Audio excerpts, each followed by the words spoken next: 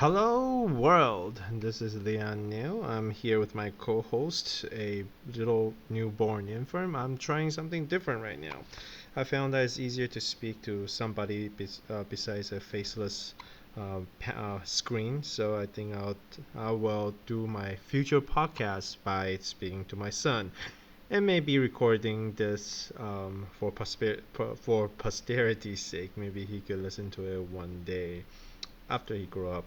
Right now he's only like a week old.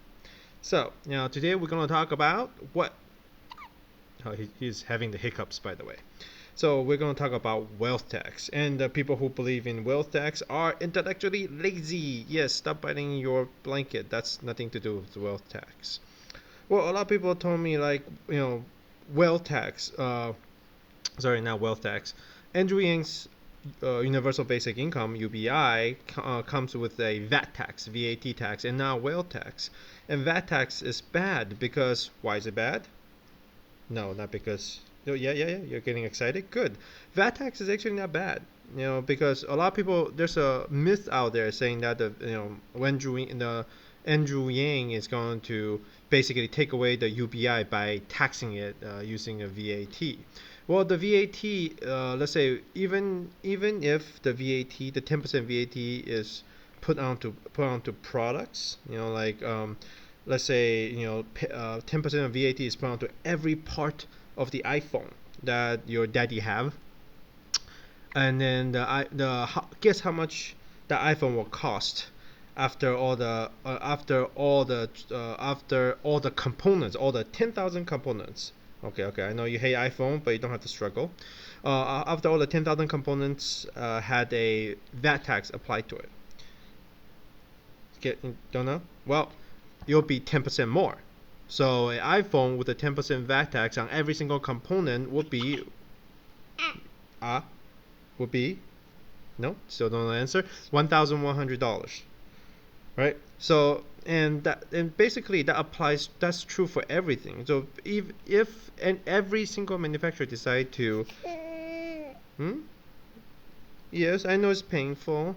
If every single manufacturer decide to put 10% pass the 10% VAT tax round to the consumer, you basically increase your overall spending by 10%. So, I'm spending approximately $2,500, keeping the family running. Yes, including you and your food and your blankie and your little cute gloves and everything. So, even with the 10% VAT tax, I'll still be only paying, even if I get the VAT tax passed on to me, I'll be paying $2,750. Now, that's very easily offset by the UBI. Now, who would the VAT tax really impact? Basically, people who's spending more than $10,000 a month, right? I know it's a, I know life is unfair. You have a very poor daddy. I know. So, and the people who's spending more than $10,000 a month, gets no sympathy from your daddy. So that's that. VAT tax, is not will not disproportionately affect us. Oh, oh, I know. We're so poor. Oh, don't cry. Okay. Uh, Oh wait, hold on. Did you just dirty your diaper? I'll be right back, folks. I need to change baby's diaper.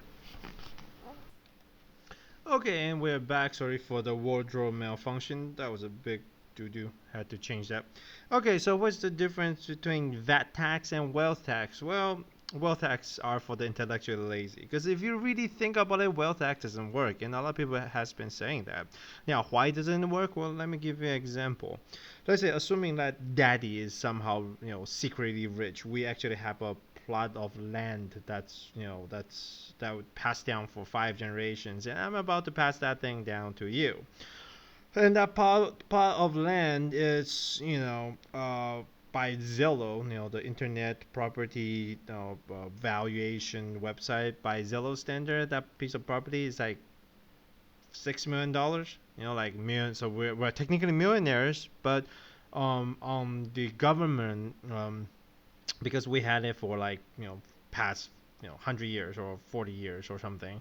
The actual value, the actual the transaction value, and plus all the yearly appreciation is actually, well, let's say the value translation, they say it's only $50,000, right? So we're really not paying a lot on the we're really not paying a lot on the property taxes. But the zealous say, that this is a lot of money. This property is prime. But so do we need to pay wealth tax on that $6 million property, or really just need to pay that, like that, or really the property only worth $50,000, like it says on the deed, right? On the appreciation, and appreciation, on the appreciation, or on the property appreciation. I think that's what it's called. Right. So that's extremely so let's say, all right, so, and let's say in the future you decide, I bequeath this piece of $6 million land or $50,000 land to you, and then you decide to sell it, right?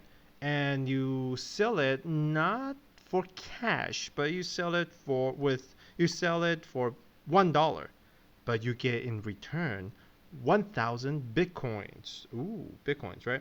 And now bitcoins are not, I mean, not, like 1,000 bitcoins might be by then worth like $10 million.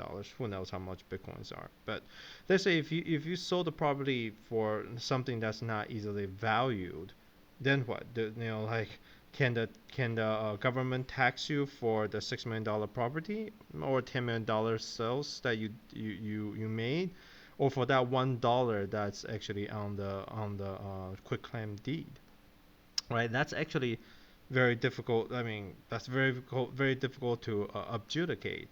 And on top of that, bitcoins is really, whoever the person who owns bitcoins, like, it's basically tracked by a wallet. I mean, it's not tied to your social security, and that way, basically, there's no way for the government to enforce how to collect or to account for that $6 million or that $10 million of value transfer. So that's complete out the window. The problem with wealth tax is that, number one, it's so easy to avoid. So remember bitcoins. And number two, it's just so hard to evaluate. Those are two major problems with wealth tax. And when you are rich, if your daddy has money, then and then just finding loopholes or finding ways to transfer value is actually quite easy. You know what I'm saying? So yeah, VAT tax is definitely much better than wealth tax. Remember that. And those people who think wealth tax works are basically intellectually really lazy, who cannot think two steps ahead of them, and or who did not think this through. Okay, I know your eyes are glazing out. Okay, yeah, okay, I'm gonna let you go. I'll talk to you guys later. Thank you for listening, and if you like this content, give us, just me, give us a thumbs up, and we'll keep making it. Now, continue the series of talking to my son about politics. Right, boy? Oh, he's falling asleep. All right, see you guys later.